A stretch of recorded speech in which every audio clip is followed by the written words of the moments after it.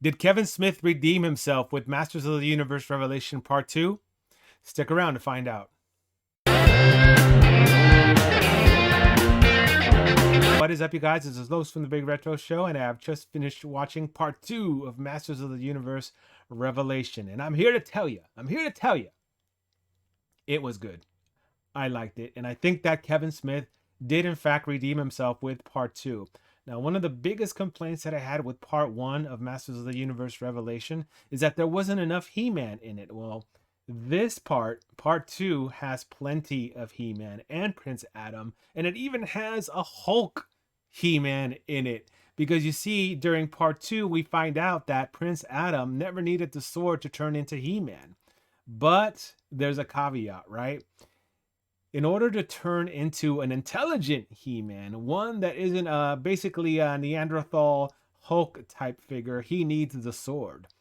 Without the sword, though, he turns into a multi-roided out, crazy Hulk Neanderthal version of He-Man who is just all powerful, but at the same time all dumb. And they used this when they were trying to escape Skeletor when Skeletor attacked their palace.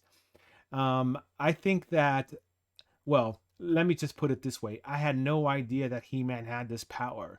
And grant you, I don't read any of the comics and I don't know any of that stuff, but I think that a couple of people in part one were telling me that this is following the comic and they knew that He-Man could turn into the Hulk version of He-Man without the sword, but essentially he was just like he can't control himself and he can't reason and he's basically dumb. So that's why he needs the sword of power to turn in so that he can control his power. So I thought that that was cool. And the thing I like about it was that they gave us the roided out version of He-Man in the very first episode. And I thought they did a good job of explaining it. That in fact, He-Man does need the sword. Now, the way that he was able to kind of turn back into Prince Adam from the roided out Hulk version of He-Man, I thought that they did that really, really cool because it was King Randor that snapped him out of it. King Randor, and this was also one of my chief complaints, was that King Randor was just an asshole. He was a dick in part one. He never gave Prince Adam any praise. He was like embarrassed of him. And, in part two, he was so grief stricken when He-Man died. And then after finding out that He-Man was Prince Adam, he was even more devastated. So when he saw the Hulk version of He-Man, he took that opportunity to finally tell him that he loved him and that he was proud of him. And he hugged the Hulk version of He-Man as the Hulk version of He-Man was going to smash him. And that turned him back into Prince Adam. And I thought that that was cool. That got me right here in the feels. So one of the things about this version, this Kevin Smith version, that I highly appreciate is that they gave the characters like real world problems. And I'm talking about Marlena and King Randor, who are Prince Adam's parents.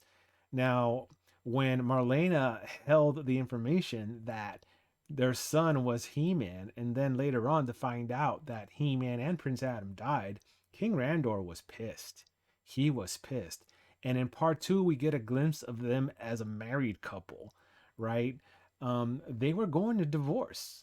Marlena was going to leave King Randor, and that's like a real world problem because how many couples do you know? How many parents do you know would survive something like that? A lie, especially that led to the death, quote unquote, of their son.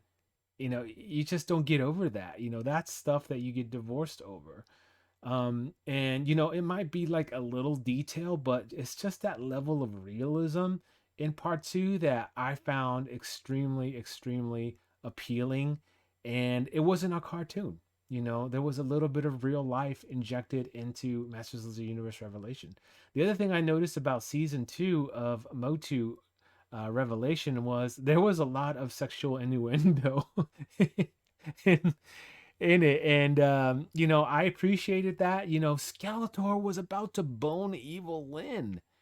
That's, and I'm sorry if you guys didn't watch it. If you guys haven't watched it, stop it now and then go watch it and then come back to the video and watch the rest of this review. But Evil Lynn wanted to steal the power sword from Skeletor because she wanted to steal the power for herself. She was done being Skeletor's ragdoll, and she wanted to steal his power and become the all-powerful queen. And so she kind of tried to seduce him and told him, hey, let's get it on, essentially.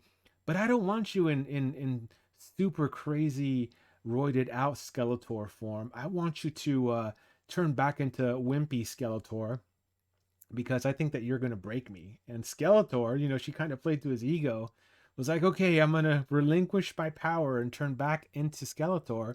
And then he sat on the throne and she was about to ride him. But the instead of that happening, she stole the sword and turned into, I don't know. I think I'm going to call her like Heelin, he Evil Lynn, and she took power from Skeletor. But I thought that was funny. Like, I knew that they were together, but in it, she was calling him my love, and they kind of told the backstory a little bit about how Evil Lynn met Skeletor. She was a gutter rat. Her parents wanted to eat her, and she ran away and lived in the sewers for several years and developed some kind of little traces of magic power. And then she went to the market and then try to steal. Well, she actually did steal something from one of the guys there, and she was about to get beat down by the guy's bodyguards. And Skeletor came in and whisked her away, and taught her magic, taught her how to fight, and she became Evil Lynn. But I thought that backstory was pretty cool because one of the things about He-Man and the Masters of the Universe was that none of these other characters had any storylines. They were just kind of there. The only thing that we cared about as kids was He-Man and maybe, Man at Arms and Skeletor. But these backstories really, really told a good story, and it made it more interesting, in my opinion, to know, like, for example, where Evil Lynn came from. And another thing, this latest episode, we learned that the sorceress is actually Tila's mom, and we also learned that the sorceress was getting it on with Man at Arms too. They were a couple, and they were raising Tila. And then, of course, the sorceress left to become the sorceress, but not before imbuing Tila with some magic. It's crazy, these storylines, man. And a lot of people will say that, like, they didn't appreciate that Tila was the main character in part one, and I was among them.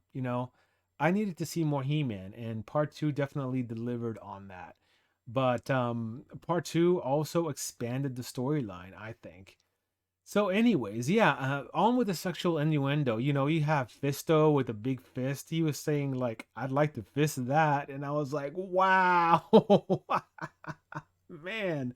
And I have seen, like memes and cartoons of, like, Fisto trying to, like, fist other people, but they actually put it in there. And I can't imagine, like, any kid got that reference, right? But us as adults, yeah, we are going to get that reference of Fisto wanting to fist the enemy. Wow. Oh my goodness. So, yes, there were definitely, sexual innuendos sprinkled across the Masters of the Universe revelation. And I thought that was funny. Deaths. Let's talk about deaths. Speaking of Fisto, he died. He died along with, I think it was like Clamp Man. I might be getting his name wrong, but Clamp Man died too. And they were among the first deaths that were recorded in MOTU Revelation Part Two. And this is just a continuation of Part One, where a lot of death took place. In this Part Two also, there was a lot of blood too, just like in part one. I think one of the scenes where, like, He-Man turned into the ultimate Hulk version of He-Man, he, like, ripped open a manticore, and for the first time ever, like, I saw blood on He-Man's hands. Dude, I thought it was awesome because it adds to the realism of MOTU. and it lent itself more towards an adult version of He-Man, the character we all know and love. We would have never seen anything like that back in the 80s version of the cartoon. The other thing about it is that, in the 80s version of the cartoon, Skeletor never had a chance against He-Man. But in this version, he actually did have a chance. That is, until Evelyn took his power away from him. The other thing that I found kind of amusing about part two is that Skeletor joined forces with Prince Adam and King Randor. And together they went to Castle Grayskull to try to defeat Evil Lyn, who again just, took, using sex, mind you, took power from Skeletor. Fucking Skeletor, man. He's always trying to bone something. But they joined forces, and it was, albeit it was short lived, but it was kind of nice to see that in this version.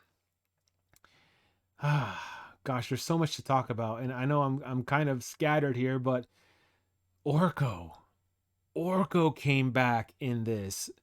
Um, During the Battle of Castle Grayskull, when King Randor assembled all the forces of Eternia to defeat Evil Lyn, Evil Lyn raised the dead, and in doing so, raised Orko, who, if you guys remember, died in part one.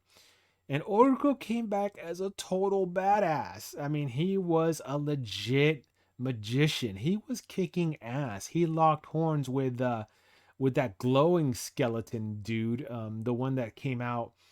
Um, what is it? Scareglow.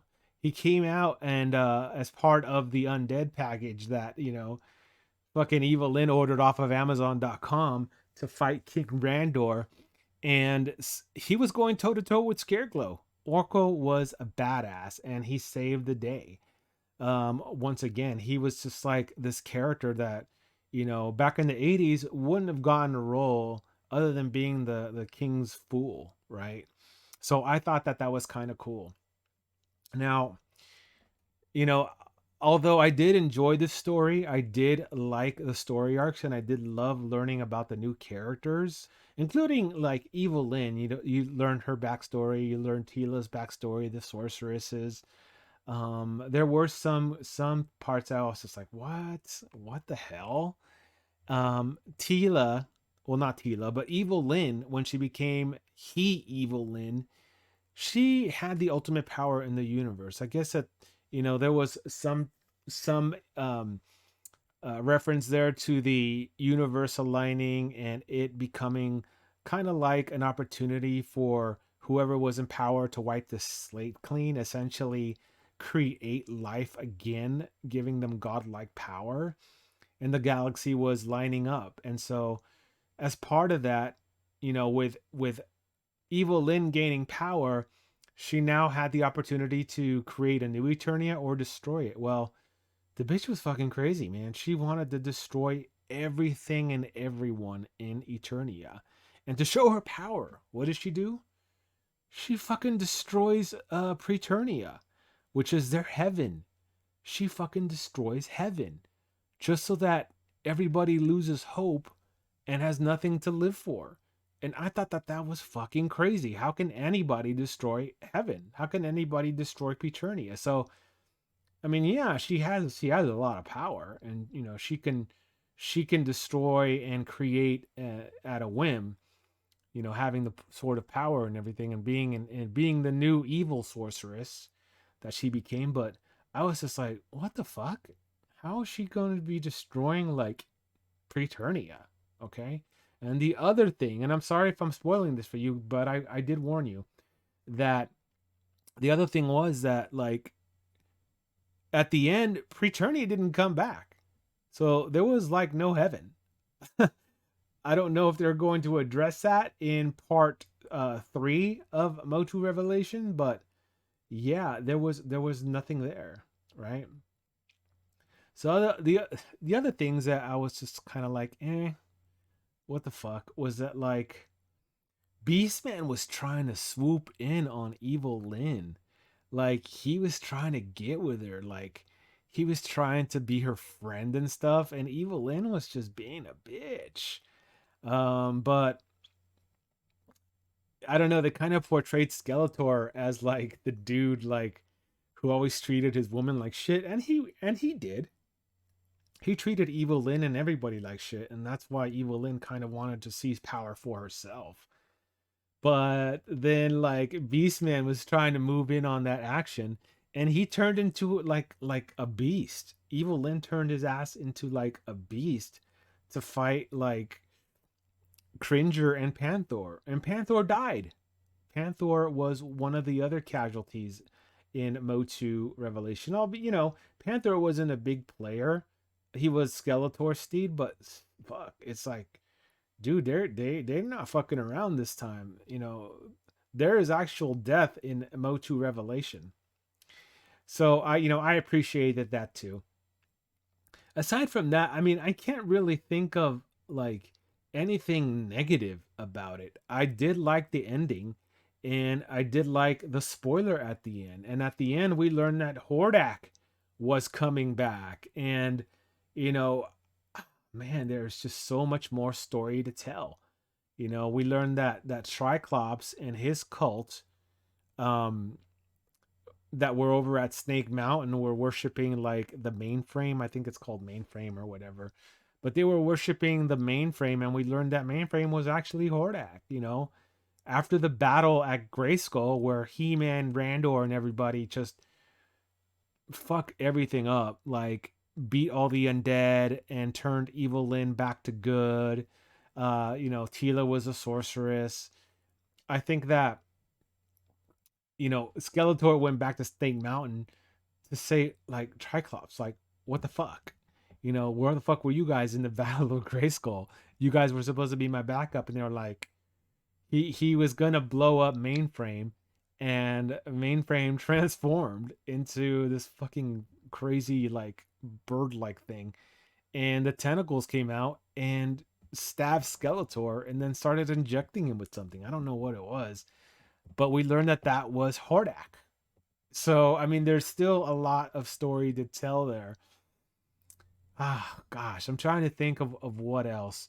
I mean, anyways, what did you guys think of part two of Masters of the Universe Revelation? Did it redeem part one in your eyes? Did it need to redeem it? Did you like part one as is, or were you like me and did you want more He-Man in it? I liked it, and the closing thought here, I think, is that the whole story that they crafted in this, the whole like story arc of all the different characters, it wasn't called He-Man and the Masters of the Universe. It was called Masters of the Universe Revelation. And He-Man is just one guy, and he needed a whole team around him, to help him defeat the forces of darkness. And so I thought it was kind of cool that the bit players finally rose up. And, again, my main gripe with part one was that He-Man was a bit player in his, in Masters of the Universe Revelation, but not so this time. Not so this time. He was elevated as everyone else was in this story. Everybody was equally important to the effort to defeat